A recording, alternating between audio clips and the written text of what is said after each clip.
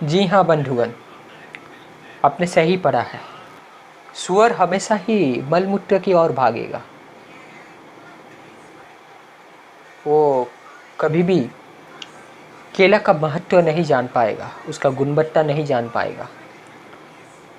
अगर आप उसके सामने दो टोकरियाँ रखेंगे, एक टोकरी में मलमूत्र भरा होगा और दूसरे में साग सब्जी फल इत्यादि से वो भरा है वो टोकरी, तो वो सुअर हमेशा ही उसी ओर जाएगा जिस टोकरी में मलमूत्र है, ताकि उस तरफ जिस तरफ साग सब्जी और फल है। ऐसा क्यों? क्योंकि आप जानते हैं कि मलमूत्र भले कोई खाने की चीज़ है, क्या इससे स्वास्थ्य में वृद्धि होगी? हम आरोग्य रह पाएंगे? नहीं, अपितु ये हमारे लिए हानिकारक विषय है, स्वास्थ्य को हानि पहुंचाएगा। हम आरोग्य नहीं रह पाएंगे, यानी निरोग काया नहीं होगा, हम रोगी बन जाएंगे और क्या हॉस्पिटल का चक्कर लगाते रहेंगे। पॉकेट से पूंजी जाता रहेगा हॉस्पिटल की ओर, है ना? परंतु क्या ये सब बात अगर आप जाकर उस सुअर को समझाएंगे, वो समझेगा? कहिए। यहाँ पर कुछ लोग ये कह रहे होंगे कि ऐसा बेमतलब बचकानी बातें मैं कह रहा हूँ, कैसा ना समझ बातें मैं कह रहा हूँ, और ऐसा कहना भी चाहिए, ऐसा मनोभाव उठना भी चाहिए। अगर मैं होता मैं भी यही कहता, क्योंकि ना बंधुगण, आप किसी भी पशु को ये समझा नहीं पाएंगे, क्योंकि ना उनमें वो कौशल, वो क्षमता नहीं कि वो अपने बुद्धि को विकास कर सके, अपने चेतना को ऊपर ले जा सके, ज्ञान अर्जन कर सके। उनमें धर्म क्या है, अधर्म क्या है, इस पे अंतर बताने की शक्ति नहीं। मान्य क्या होना चाहिए, अमान्य क्या होना चाहिए, करणीय क्या होना चाहिए, अकरणीय क्या होना चाहिए, भक्षणीय क्या है, अभक्षणीय क्या है, सत्य क्या है, असत्य क्या है, या फिर यूँ कहिए न्याय अन्याय, सत्य असत्य में वो अंतर नहीं कर सकते, है ना?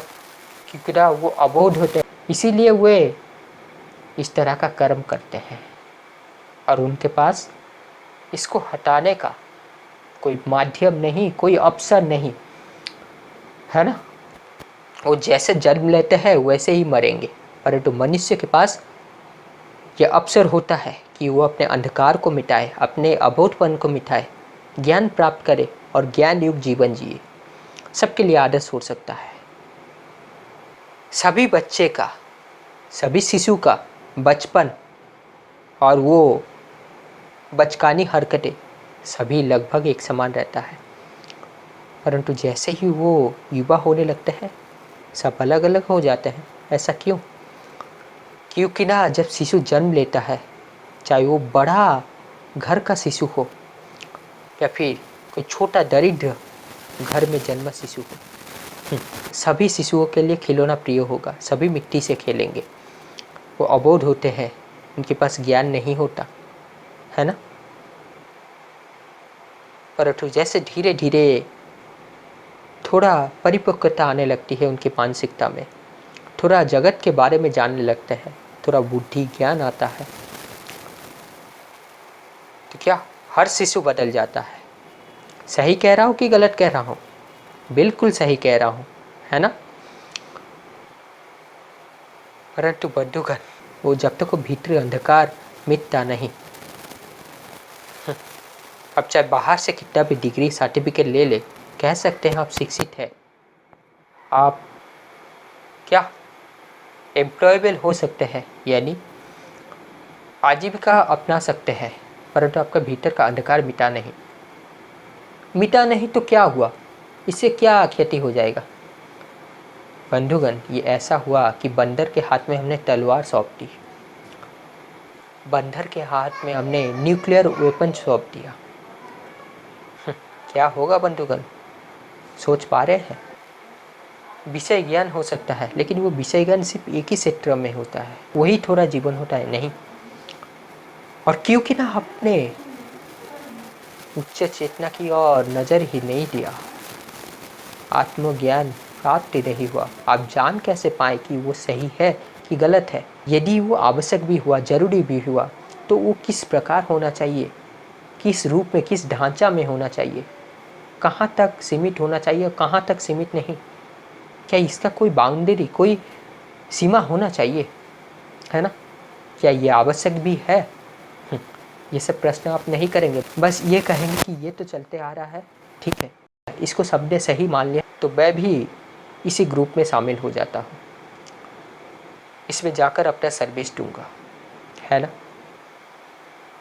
सही कह रहा हूँ या गलत कह रहा हूँ?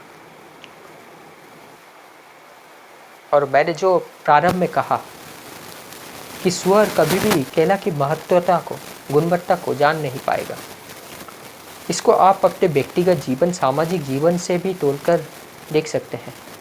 कैसे? इन सुअर को आप मान लीजिए दुर्जन, और ये जो केला है, फल फूल आदि इत्यादि है, ये सब सुविचार, सुज्ञान, सुकर्म, यानी सब जो सकारात्मक चीज़ें होता है जिससे मनुष्य की चेतना में वृद्धि आती है, जो ज्ञानमयी केंद्र से आगे बढ़ता है। और मलमूत्र अज्ञान समझ लीजिए, अंधकार समझ लीजिए, पाप समझ लीजिए, कुकर्म समझ लीजिए। तो दुर्जन हमेशा वही गलत राह अपनाएंगे। तो क्या उस गलत राह को देखकर सज्जन भी गलत राह में चल दे? वो ये देखेगा कि दुर्जन तो गलत राह अपना रहा है और उसको अपनाकर वो बहुत लाभान्वित हो रहा है ना? वास्तव में बंधुओं, वो लाभान्वित नहीं हो रहा है, अपितु वो नीचे गिरने का जड़ और ज़्यादा गहरा करते जा रहा है। जितना जल्दी वो ऊपर जाएगा, जब पतन होगा, मूल सहित वो हट जाएगा। और बंधुगण, जब दुर्जन अपने दुष्टता को नहीं छोड़ते, तो आप सज्जन होकर अपने शिष्टता को कैसे छोड़ सकते हैं? आज इसी का ही तो अभाव हो गया है, और इसी कारण अपराध में वृद्धि आ रही है, अन्याय में वृद्धि हो रही है, अधर्म में वृद्धि हो रही है, तथा आज समाज में जेंटलमैन या फिर सभ्य शिष्ट मनुष्य का मान्यता क्या है, आधार क्या है? आधार है, मान्यता ये है कि आप पढ़ लिख जाइए, अच्छा पढ़िए, अच्छा लिखिए, एक सर्टिफिकेट हो, एक डिग्री होल्डर हो, फिर जाकर कहीं पर नौकरी कीजिए, और सबसे सर्वश्रेष्ठ उठा है अधिकारी पद में। लेकिन उसका अंधकार, उसका अंधेरापन मिटा नहीं, भीतर का अंतःकरण अभी भी खोखला है। तो जैसे चलती आ रही है, चाहे वो गलत हो, वो उसी में जाकर ही अपना बल देगा, अपना ऊर्जा व्यय करेगा, अपना जीवन व्यय करेगा, है ना? अगर आत्मज्ञान के नज़र से देखते तो कदाचित वो ऐसा होना नहीं चाहिए, क्योंकि वो जरूरी है, वो उसका अस्तित्व रहना तो आवश्यक है, लेकिन वैसा अस्तित्व नहीं और वैसा वरीयता नहीं होना चाहिए। और ऐसा भी हो सकता है कि वो पूर्ण तरह मिट जाना चाहिए, परंतु आपके पास तो वो दृष्टि ही नहीं है ना? शारीरिक विकास, शारीरिक परिपक्वता एक समय पर जाकर रुक जाती है, उसके बाद ये धीरे धीरे ढलने लगती है ना? लेकिन मानसिक विकास सदा ही आगे बढ़ना चाहिए। अब कह तो देते हैं कि मानसिक विकास एक समय पर नहीं हो सकता, ये निरंतर समय के साथ साथ गतिमान रहता है, परंतु आपका मानसिक विकास कुछ भी नहीं होता, आप सिर्फ कहने के लिए कहते हैं। उच्चारण में बहुत बड़े बड़े शब्द, बहुत बड़े बड़े वाणी, दिव्य वाणी, कथा कहेंगे, लेकिन अगर आचरण देखेंगे, आपका उच्चारण और आचरण मिल नहीं खा रहा है। उच्चारण अगर सुने तो महात्मा जैसा, लेकिन आचरण अगर देखे राक्षस जैसा, असुर जैसा, पशु जैसा, है ना? महात्मा वो होता है जिसका आचरण, उच्चारण तथा चिंतन सभी एक समान हो, और एक समान किस आधार पर? ना सकारात्मक गुणों का, जो सत्पुरुष धारण करते हैं, सज्जन धारण करते हैं, वो सब गुणों का, वो सब कौशल का। वास्तव में जिसके पास आत्मज्ञान होता है वही सिर्फ निष्काम कर्म कर सकता है, या फिर यूँ कहिए आत्मज्ञान का फल ही है कि निष्काम कर्म, है ना बंधुगण। वास्तव में ये जो भी मैं कह रहा हूँ इन सब में एक एक वीडियो बन सकता है और बहुत लंबा वीडियो बन सकता है, बहुत आयामों में देख सकते हैं। लेकिन जैसे मैंने पहले ही कहा था कि मैं कोई स्क्रिप्टेड चीज़ लाकर आपके सामने प्रस्तुत नहीं करता, जो भी कहता हूँ रैंडम कहता हूँ, स्पॉन्टेनियसली कहता हूँ, तो ये और एक विषय हो जाएगा। तो जिस विषय में मैं कहना चाहता हूँ उसी तक ही सीमित रहता हूँ। वो विषय ये था कि सुअर हमेशा ही मलमूत्र की ओर आगे बढ़ेंगे, है ना, सही बात। और अगर आप बल्ब उसको ये समझाएंगे कि जो जिससे वो पोषण ले रहा है वो वास्तव में दूसरों का, दूसरे जीवों का मलमूत्र है, त्याज्य योग्य चीज़ है, उसको वो हाथ भी ना लगाए और तुम उससे पोषण ले रहे हो, वो आपके बात ही नहीं समझ पाएगा, आपका भाषा ही नहीं समझ पाएगा, आपका भाव ही नहीं समझ पाएगा, है ना। ठीक उसी प्रकार बंधुकर आप चाहे कितना भी प्रयास कर ले, दुर्जन नहीं मानेंगे। इसीलिए तो कहते हैं जो सज्जनों के लिए घोर कालरात्रि समान लगता है वही चीज़ दुर्जनों की दृष्टि में प्रातः प्रकाशवान सुबह लगता है, जैसे मानो उनके लिए सूर्य उदय हुआ हो, है ना। यदि जो आचरण, जो विचार, जो मर्यादा, जो मान्यता, जो सम्मान, जो गुण, जो कौशल, जैसा जीवन शैली, जैसा कार्य शैली सज्जनों के लिए अनुकरणीय है, मान्य है, उसके पूर्ण विपरीत जो नकारात्मक चीज़ें हैं जिसपे समाज पे सिर्फ अहित होता है, मनुष्य जाति का पतन होता है, यूँ कहे जिसमें पाप, अपराध, अन्याय, अत्याचार, अधर्म वृद्धि होता है, वही सब चीज़ें दुर्जन करने लगता है। तो क्या हम उसे समझाएं? नहीं, अवश्य समझाएं, अवश्य उसको सही राह पर लाने का पूर्ण प्रयास करें। अगर वो आ गए तो अच्छी बात, अगर नहीं आए तो आप उनके जैसा मत हो जाना, क्योंकि ना हमारा कहने के लिए सिर्फ एक ही चीज़ है, वो है कर्म।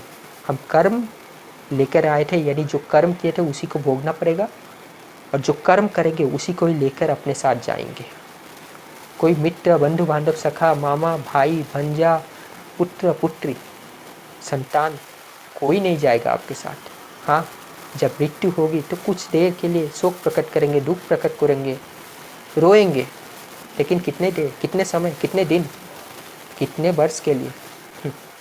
अगर इसको आप विश्वास नहीं कर पा रहे हैं तो अपने चारों तरफ देखिए, किस घर में मृत्यु नहीं हुई। असंख्य घर में मृत्यु हुई है और असंख्य मृत्यु हुई है, और जो लोग उन मृत्यु के पश्चात रोए थे, क्या वो आज जीवित नहीं है? क्या उस समय जैसे लग रहा था कि पूरा परिवार मिट गया, पूरा जीवन उजड़ गया, क्या वास्तव में ऐसा हुआ?